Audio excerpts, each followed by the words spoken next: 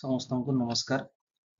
ଆଜିର ଚାଇଲ୍ଡ ଡେଭଲପମେଣ୍ଟର ତୃତୀୟ କ୍ଲାସକୁ ଆଜି ଆମେ ପଢିବା ସାମାଜିକ ବିକାଶ। ତ ଏହି ଭିଡିଓରେ ଆମେ ପୁରା ଫୁଲ୍ କନସେପ୍ଟ ଜାଣିବା ସାମାଜିକ ବିକାଶର। ତା ସହ ଏହି ଭିଡିଓଟି ସମସ୍ତ ସିଟି, ବିଇଡି, ଡିଏଲଇଡି, ଜେଟି বা ସିଟିଇଟି ଯୋଉ ଓଟିଇଟି ଯୋଉ ବି ଏକ୍ସାମ ପ୍ରିପାରେସନ କରୁଛ ନା କାହିଁକି ସମସ୍ତଙ୍କ ପାଇଁ ପୁରା ଫୁଲ୍ କନସେପ୍ଟ ସହିତ ଏମିତି ଭିଡିଓ ଆସିବ ହେଲା। ତ ଯୋଉମାନେ ବି ନୂଆ ଆସିଛନ୍ତି ସମସ୍ତେ ଦୟାକରି ଲାଇକ୍, ସେୟାର ଆଉ ସବସ୍କ୍ରାଇବ ନିହାତି କରିଦିଅନ୍ତୁ। ତ ପ୍ରଥମେ ଆରମ୍ଭ କରିବା ସାମାଜିକ ବିକାଶ କହିଲେ କଣ। ତ ସାମାଜିକ ବିକାଶ କହିଲେ ଆମେ ବୁଝିବା ଶିଶୁମାନେ ଯୋଉ ସାମାଜିକ ଆଚରଣ ପ୍ରକାଶ କରିଥାନ୍ତି ତାକୁ ଆମେ କହିଥାଉ ସାମାଜିକ ବିକାଶ।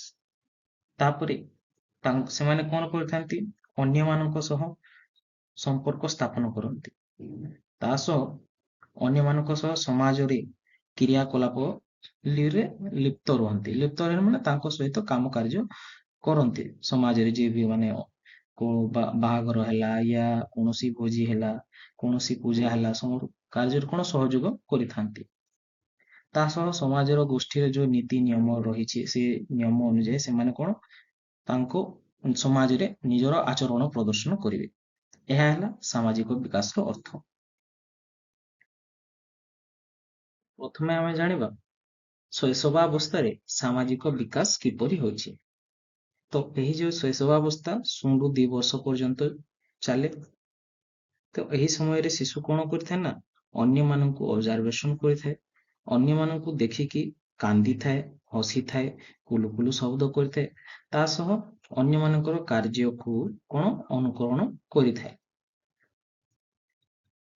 ତାପରେ ନିଜର ଆଚରଣ ମାଧ୍ୟମରେ ସେ ସାମାଜିକ ସମ୍ପର୍କ ସ୍ଥାପନ କରିଥାଏ। ମାନେ ଯୋଉ ହସିବା, କାନ୍ଦିବା, କୁଲୁକୁଲୁ ଶବ୍ଦ କରିବା, ଅନୁକରଣ ମାଧ୍ୟମରେ ନିଜର ସାମାଜିକ ସମ୍ପର୍କ ସ୍ଥାପନ କରେ। ମାନେ ଅନ୍ୟମାନେ ତାକୁ ଦେଖିବେ ଆଉ ମାନେ ଏମିତି ମାନେ ହସୁଛି, କାନ୍ଦୁଛି, କୁଲୁକୁଲୁ ଶବ୍ଦ କରୁଛି, ତାକୁ ମାନେ ପସନ୍ଦ କରିବାକୁ ଲାଗିବେ ହେଲା।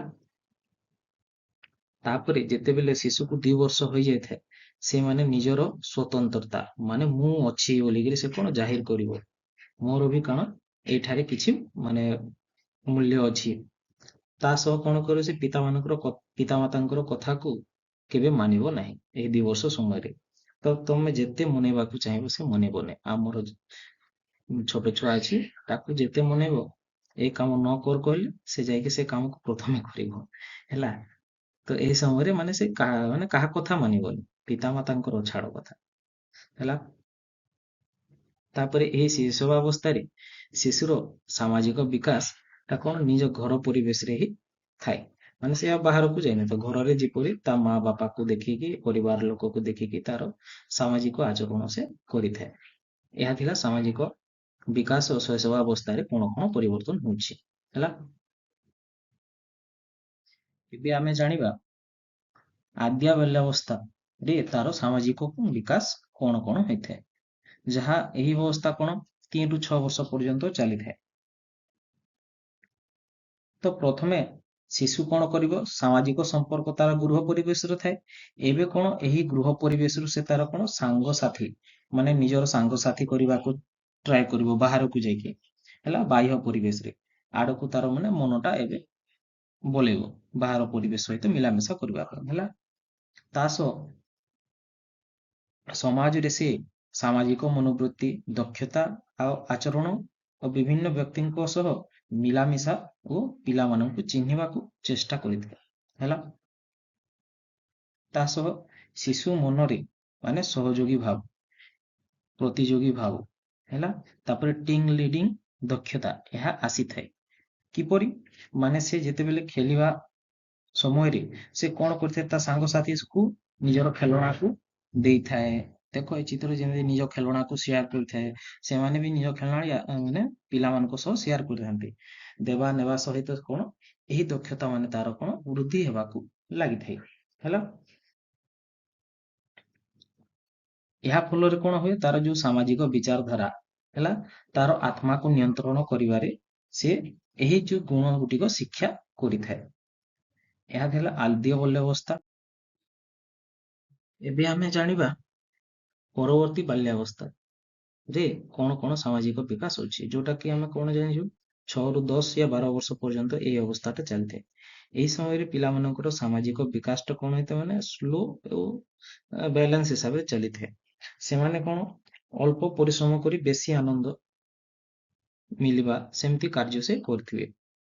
ତ ଏହି ସମୟରେ ପିତାମାତାଙ୍କର ଦାୟିତ୍ୱ ଟିକେ ଅଧିକ ବଢି ଯାଇଥାଏ, କାରଣ ସେମାନେ ଅନ୍ୟମାନଙ୍କ ସାଙ୍ଗସାଥି ସହିତ ମିଳାମିଶା କରିଥାନ୍ତି, ତା ସହ ବସ୍ତୁ ଘଟଣା ବ୍ୟକ୍ତି ମାନଙ୍କୁ ଜାଣିବାକୁ ଚେଷ୍ଟା କରିଥାନ୍ତି।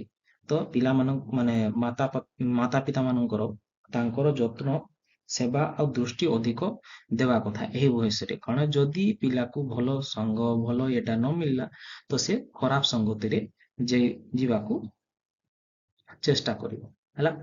ତା ସହ ପିଲାମାନେ ଏହି ସମୟରେ ବିଦ୍ୟାଳୟ ପରିବେଶରେ ଶିକ୍ଷା ଲାଭ କରିଥାନ୍ତି ଓ ନିଜର ଯୋଉ ସାମାଜିକ ଯୋଉ ମାନେ ସମ୍ପର୍କଟା ଆଗକୁ ବୃଦ୍ଧି କରିବାକୁ ଚେଷ୍ଟା କରିଥାନ୍ତି। ତାପରେ ଏହି ସମୟରେ ସେମାନେ କଣ ଟିମ୍ ୱାର୍କ ଭାବରେ ଖେଳିବା ବୁଲିବା ପ୍ରତିଯୋଗିତାରେ ଅଂଶଗ୍ରହଣ କରିବା ବା ନିଜ ଦଳକୁ ଜିତାଇବାକୁ ସେମାନେ କଣ ଚେଷ୍ଟା କରିବାକୁ ଲାଗିଥାନ୍ତି। ତାପରେ ସେମାନଙ୍କ ମନରେ କଣ ହେଇଥାଏ, ସହଯୋଗୀ ଭାବ ସହାନୁଭୂତି ଦୟା ମମତା ଆଦି ଯୋଗୁ ମାନେ ଗୁଣ ଗୁଡିକ ଏହା କ୍ରମେ କ୍ରମେ ବିକାଶ ଲାଭ କରିଥାଏ। ତ ଏହି ସମୟରେ ସେମାନେ କଣ ଅନୁକରଣ କରିବାକୁ ଚାହିଁଥାନ୍ତି ଅନ୍ୟ ଲୋକମାନଙ୍କୁ, ନିଜର ପ୍ରିୟ ବ୍ୟକ୍ତି ମାନଙ୍କର ଚାଲିଚଳନ ହଉ ୟା ତାଙ୍କର ଯୋଉ ବେଶଭୂଷା କିପରି କରୁଛନ୍ତି ସେଟା ମାନଙ୍କୁ ଅନୁକରଣ କରିବାକୁ ଟ୍ରାଏ କରନ୍ତି। ଯେପରି ଗୋଟେ ପିଲା ମାନେ ଶାହରୁଖ ଖାନକୁ ଦେଖିବ, ଶାହରୁଖ ଖାନ ର ଅନୁକରଣ କରିବାକୁ ସେ କଣ ଚାହିଁବ ହେଲା। ତାପରେ ଦେଖ ନେକ୍ସଟ ସ୍ଲାଇଡ ହେଲା, ପ୍ରାକ୍ କୈଶୋରାବସ୍ଥାରେ କଣ ସାମାଜିକ ବିକାଶ ହୋଇଥାଏ, ଯାହା 10 ରୁ 12 ବର୍ଷ ବା 14 ବର୍ଷ ପର୍ଯ୍ୟନ୍ତ ଚାଲିଥାଏ। ଏହି ସମୟରେ କଣ ପିଲାଟି ଦଳଗତ ଭାବେ ଦୁଃସାହସିକ କାର୍ଯ୍ୟ ଓ ଉତ୍ତେଜନାପୂର୍ବକ କାର୍ଯ୍ୟ କରିବାକୁ ଚେଷ୍ଟା କରିବ, ତା ସହ ଦୁଷ୍ଟାମି କରିବ, ନିଜ କାର୍ଯ୍ୟ ପ୍ରତି କଣ କରିବ ଅନ୍ୟମାନଙ୍କ ଦୃଷ୍ଟି ଆକର୍ଷଣ କରିବାକୁ ସେ କଣ ଇଚ୍ଛା କରିବ। ତ ଅନ୍ୟମାନେ ଯଦି ତା ପ୍ରତି ମାନେ ଦୃଷ୍ଟି ଦେବେ ତ ତାକୁ କଣ ଆନନ୍ଦ ମିଳିବ। ଧର ଜଣେ ପିଲାଟି ସେ ମାନେ ଏମିତି ଗୋଟେ କାମ କରୁଛି, ସମସ୍ତେ ଚାରିଆଡେ ଲୋକ ଦେଖିକି ତାକୁ ପିଲାଟି କଣ କରୁଛି ବୋଲି କହିବେ, ତାହା ଦ୍ଵାରା ସେ କଣ ନିଜର ଯୋଉ ମାନେ ଫେଲୋସିପ ମାନେ ମତେ ଦେଖିଲେ ଭଲ କହିବେ ସେମିତି ଗୁଣ ସେ ମାନେ ସେ କାମ କରିବ। ତାପରେ ସାମାଜିକ ପ୍ରତିଷ୍ଠା ସହଯୋଗ ସ୍ୱୀକୃତି ଆଦର ସ୍ନେହ ମମତା ଆଶା କରନ୍ତି। ତା ମାନେ ହେଲା ଗୋଟେ ପିଲା ଏହି ସମୟରେ ତାକୁ କଣ ଏଇ ଯୋଉ ମାନେ ସାମାଜିକ ପ୍ରତିଷ୍ଠା ହେଲା, ତାପରେ ସହଯୋଗ ନିଜ ଦଳ ମଧ୍ୟରେ କଣ ସେ ସହଯୋଗ କରିବ, ତାପରେ ସ୍ୱୀକୃତି ଆଦର ସ୍ନେହ ମମତା ଆଶା କରେ। ତ ଏହି ସମୟରେ ସେ କଣ ସ୍ଵାଧୀନ ହିସାବରେ ବଞ୍ଚିବା ପାଇଁ ଟ୍ରାଏ କରେ ହେଲା। ମାନେ କିଏ ତାକୁ ମାନେ ଅଟକେଇବାକୁ ଲୋକ ନଥିବେ, ସେମାନେ ନିଜର ମନର ମାଲିକ ଥିବେ ହେଲା। ଅନ୍ୟ ଉପରେ ସେମାନେ ନିର୍ଭର କରନ୍ତି ନାହିଁ, ଯୋଉଟା ମାନେ କହିଲି ହେଲା।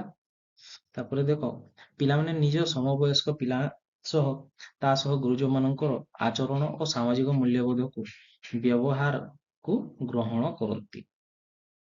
ସେମାନେ ଯେପରି ଆଚରଣ କରୁଥିବେ, ତାପରେ ସମାଜରେ କଣ କଣ ମୁଖ୍ୟ ଯୋଉ ମାନେ କାମ ଥିବ ତାହାକୁ ଅପଣାଇବେ, ତାପରେ ଅନ୍ୟ ମାନଙ୍କର ବ୍ୟବହାରକୁ କଣ କରିବେ ଗ୍ରହଣ କରିବେ ଆଉ ସେଇ ହିସାବରେ କାର୍ଯ୍ୟ କରିବେ ହେଲା। ତ ନିଜ ଶକ୍ତି କଠିନ ପରିଶ୍ରମ ମାଧ୍ୟମରେ ସେମାନେ ନିଜର ଯୋଉ ଲକ୍ଷ୍ୟକୁ କଣ କରିବେ ହାସଲ କରିଥାନ୍ତି ଏଇ ପ୍ରାକ୍ କୈଶୋରାବସ୍ଥାରେ ହେଲା। ସମସ୍ତଙ୍କୁ ଧନ୍ୟବାଦ। ତ ଆଜି ଆମେ କଣ କଣ ଶିଖିଲେ, ସାମାଜିକ ବିକାଶର ଅର୍ଥ କଣ ତାହା ଶିଖିଲେ, ତା ସହ ଶୈଶବାବସ୍ଥାରେ ଗୃହ ପରିବେଶରୁ କଣ ବାହାର ପରିବେଶକୁ ସମ୍ପର୍କ ସ୍ଥାପନ କରିଥାଏ। अर्ली चाइल्डहुड स्टेज ରେ କଣ ହେଇଥାଏ, ଅନୁଶାସନ ଅନୁକରଣ ମାଧ୍ୟମରେ ନିଜର ସାମାଜିକ ସମ୍ପର୍କ ସ୍ଥାପନ କରିଥାଏ ତାହା ଜାଣିଲେ। ଲେଟର ଚାଇଲ୍ଡହୁଡ ରେ କଣ କରିଥାଏ, ଦଳଗତ କାର୍ଯ୍ୟ କରିଥାଏ, ଦଳର ନେତୃତ୍ୱ ନେଇଥାଏ ଆଉ ଫେଲୋସିପ କରିଥାଏ। ତାପରେ ଲାଷ୍ଟ अर्ली एडोलसेंस ଅବସ୍ଥାରେ କଣ କରିଥାଏ, ମାନେ ନିଜର ସ୍ଵାଧୀନ ହିସାବରେ ବଞ୍ଚିବାକୁ ସେ ଆଶା କରିଥାଏ, ଅନ୍ୟମାନଙ୍କ ମାନେ ସହଯୋଗ ଆଦରକୁ ମାନେ ଆଶା କରିଥାଏ। ଏହା ଥିଲା ଆଜିର ବିଷୟଟି। ଯଦି ଭଲ ଲାଗିଲା ତ ଲାଇକ୍, ସେୟାର ଆଉ ସବସ୍କ୍ରାଇବ କରନ୍ତୁ। ତ ନେକ୍ସଟ କ୍ଲାସରେ ଆମେ ପଢିବା ଆବେଗିକ ବିକାଶ। ଆଉ କିଛି ଅନ୍ୟ ଟପିକ ଯଦି ପଢିବା ବେଲେ ମତେ ଦୟାକରି କମେଣ୍ଟ କରିବ ହେଲା।